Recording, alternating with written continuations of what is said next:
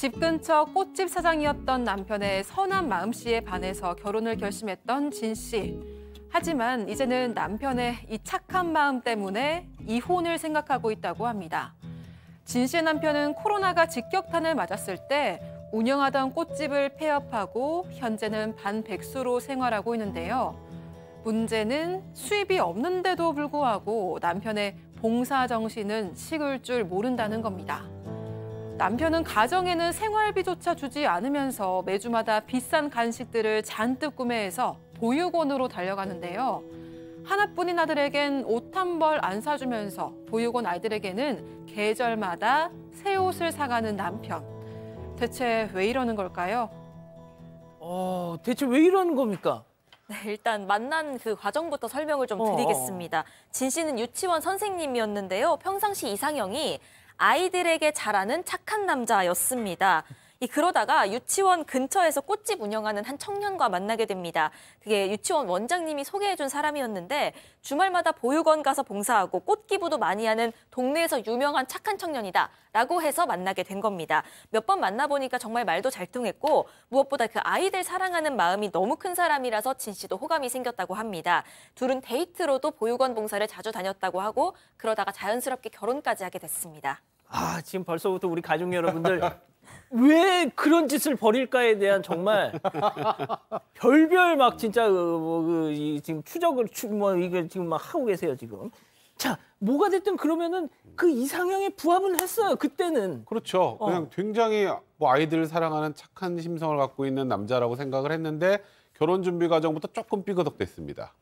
원래 이제 봉사나 뭐 이렇게 누군가를 후원을 하거나 할 때는 그래도 본인의 한도를 좀 지켜가면서 해야 되는데 모든 걸 내주면 안 되잖아요. 아무리 그건 가족을 못 지키는 거니까. 그렇죠. 근데 이제 결혼 준비할 때 이제 아무래도 비용이 드니까 결혼식을 치르려면 조금 부족한 거는 이제 축의금으로 이제 어느 정도 충당을 하려고 이제 진 씨는 생각을 했는데 이 남편 노 쌀로 받자. 쌀로 받아서 이 쌀 다 보육원에 기부하자. 얘기를 한 거예요. 그러니까 이제 진 씨가 아니 우리도 먹고 살고 그 남는 걸 어떻게 해야지. 이건 좀 아닌 것 같다라고 얘기를 했는데 남편이 유치원 선생님이 축의금을 기부한다고 하면 얼마나 멋있겠어. 쌀로 받고 우리 이름으로 기부하면 아이들도 또 선생님들도 엄청 이 아이들도 이 진 씨 선생님을 엄청 자랑스러워할 거다. 이렇게 설득을 했고 결국 이 진 씨는 어쩔 수 없이 남편의 뜻을 따랐습니다. 이 아내 진 씨는 이러면은 좀 답답할 것 같은데요. 소장님. 네, 답답하죠. 결혼을 하는데 빚을 내서 했는데 축의금은 딱 또 기부를 하는. 네. 근데 이 남편은 어쨌든 결혼을 하고 나서도 봉사는 이어갔다고 합니다. 근데는 그때는 뭐 그래도 더 이상 뭐라고 할 수가 없는 거예요. 왜냐면 어차피 남편이 운영을 하는 꽃집이 잘 되고 있었기 때문에 꽃집이 잘 된 걸로 뭐 가서 주말에는 봉사하고 이런 거니까 뭐 간식도 사가고 아이들한테 뭐 옷도 사가고 이런 게 좀 부담스럽긴 해도 뭐 기쁜 마음으로 봐줄 수 있었다고 합니다.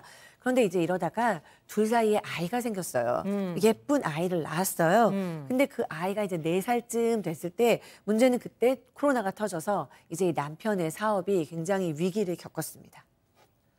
그러니까 돈 잘 벌면 무슨 상관이에요. 그냥 무슨 기부하고 그런 거. 근데 저렇게 됐잖아요, 저렇게. 그러니까요. 사실 기부라는 게 내 식구 먹이고 난 다음에 하는 게 맞을 것 같은데 이게 이제 설상가상으로 확 변했는 거예요. 코로나가 확 터지니까 꽃이 안 나갈 거 아니에요. 그래서 꽃에 있는 그 벌어들이는 수입이 반으로 빵 줄었는 거예요. 그러면 이제 뭘 못 내겠습니까? 월세 내는데 허덕허덕 할 거 아니에요. 그러니까 월세가 밀리니까 결국 꽃집을 폐업을 했는 거예요. 꽃집을 폐업하고 난 다음에 이 남편은 그래도 열심히 아르바이트를 하려고 했지만 그 아르바이트는 전혀 수입과 직결되지 않는 아르바이트였고 결론은 지금도 백수라는 겁니다.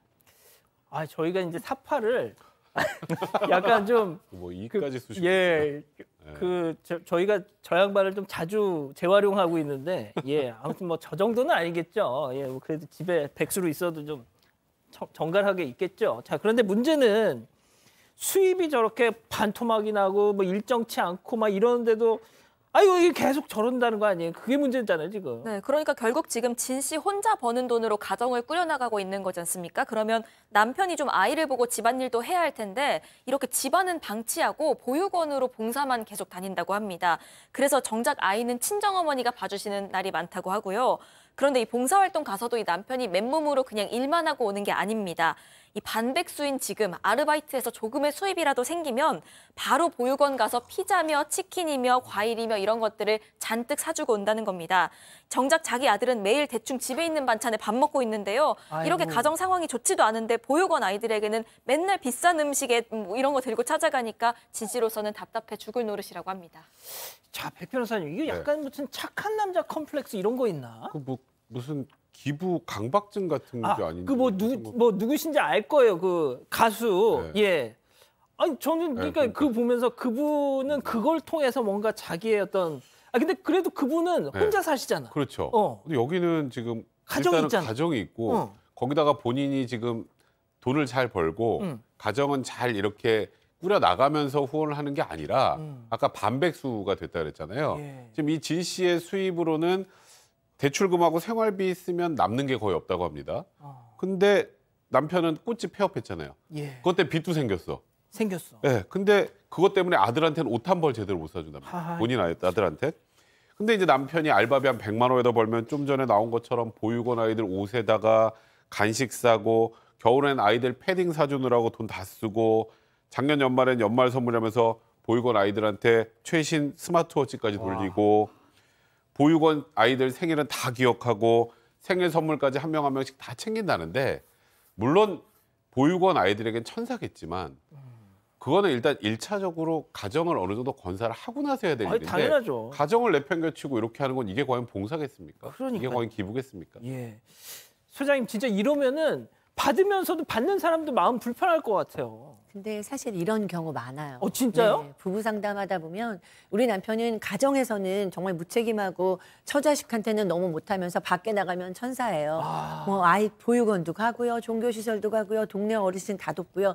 이런 분들 많아요. 그래서 아내들이 정말 속이 터지고 그 아이들도 그 아빠를 존경하지를 않아요. 집에서의 모습과 밖에서의 모습이 너무 다르기 때문에 그래서 저는 정말로 가정을 잘 돌보면서 기부를 하시는 분들이야 뭐 말에 무엇할 정도로 정말 훌륭하신 분들이 지만 이런 분들은 사실 이런 의구심을 가지고 있어요. 밖에 나가서 인정받고 싶은 욕구를 채우는 게 아닌가. 나는 이렇게 훌륭한 사람이고 이렇게 너그럽고 이렇게 공익적인 사람이다라는 것을 인정받고 싶은 집에서도 착하고 밖에서도 잘하신다면 그게 아니겠지만 이런 양면성이 있을 때는 내 욕구, 내 기적인 욕구, 내가 인정받고 싶은 욕구를 채우려는 건 아닌가 하는 것에 대한 의구심을 피할 수가 없습니다.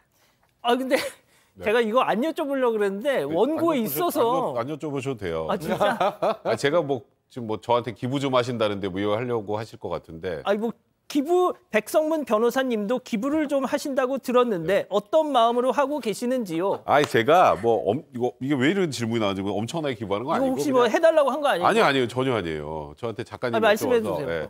저도 이제 뭐 그런 거 있잖아요. 뭐 무슨 유니세프니 뭐 초록우산이 이런데 조금씩은 하는데. 그런 건 나도 하는데. 네, 그리고 이제 이게 가끔 이제 뭐 나오면 위에 이제 뭐 전화 뭐 한 통하면 얼마나 그건 보면 제가 자주 전화하는 정도 수준이거든요. 진짜? 그러니까 제가 기부라는 표현을 쓰기 좀 민망하지만 예. 그냥 그거는 사회적으로 뭔가 문제가 생기거나 아이들이 어렵거나 하면 저도 할 수 있는 최소한을 돕는다 정도의 생각이지 제가 뭐 저희 집안에 있는 기둥뿌리를 뽑아다가 하는 그런 건 아니기 때문에 그럼요.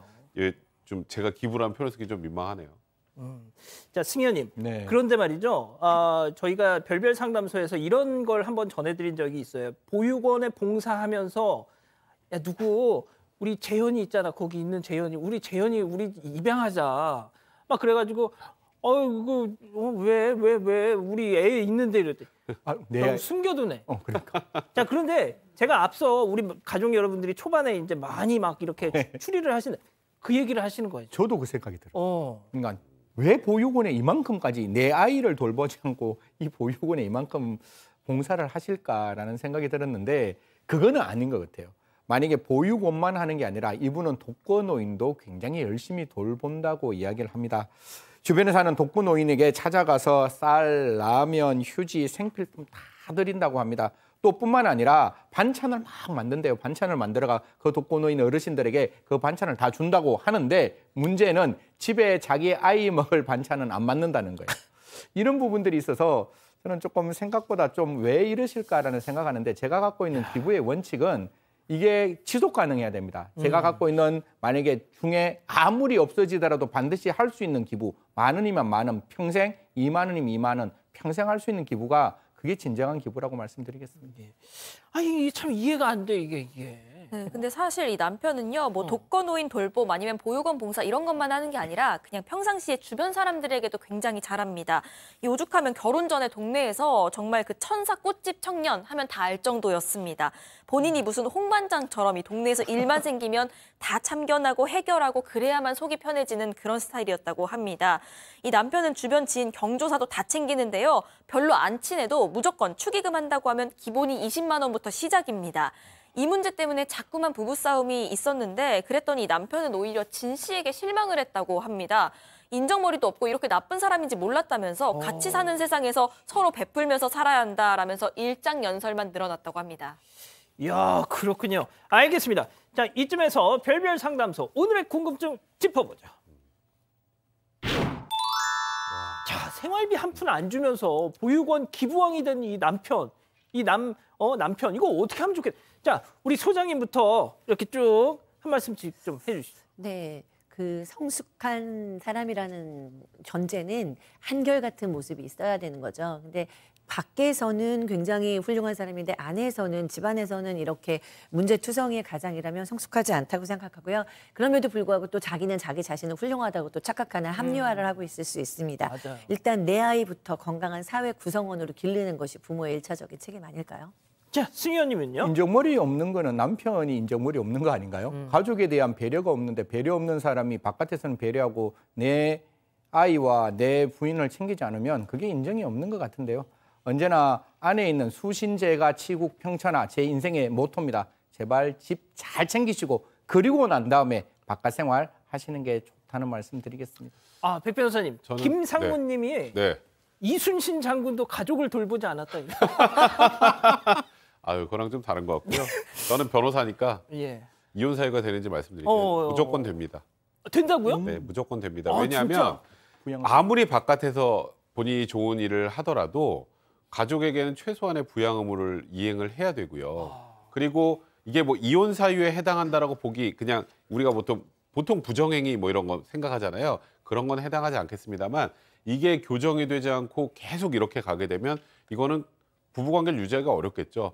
기타 혼인관계를 계속하기로는 중대한 사유에 충분히 해당할 수 있습니다. 그러니까 아무리 바깥에서 착한 일을 많이 하더라도 예. 가정을 제대로 지키지 못한다면 충분히 이혼 사유가 될 수 있다는 것도 알아주셔야 될 것 같습니다. 예. 아, 우리 가족 여러분들도 이거 볼 것도 없다고 지금 다들 그러세요. 이 기자. 네, 일단 레니조아님은 봉사하는 자신에게 취해 있는 거다. 김동민님, 저건 과시욕이라 착한 거랑 다른 것 같아요. MC송님, 저거 일종의 관종입니다. 남에게 잘 보이고 우쭐하는 관종 이런 말씀하셨고요. 김민정님, 남편분을 다른 사람에게 기부하세요. 이런 말씀도 하셨습니다. 그렇게 또 좋은 방법이 있는 농담이고요. 그렇지 않습니다. 예. 자, 별별 상담소 이렇게 정리하고요. 가족 여러분, 잊지 마시고 구독과 좋아요 알림 설정 여기.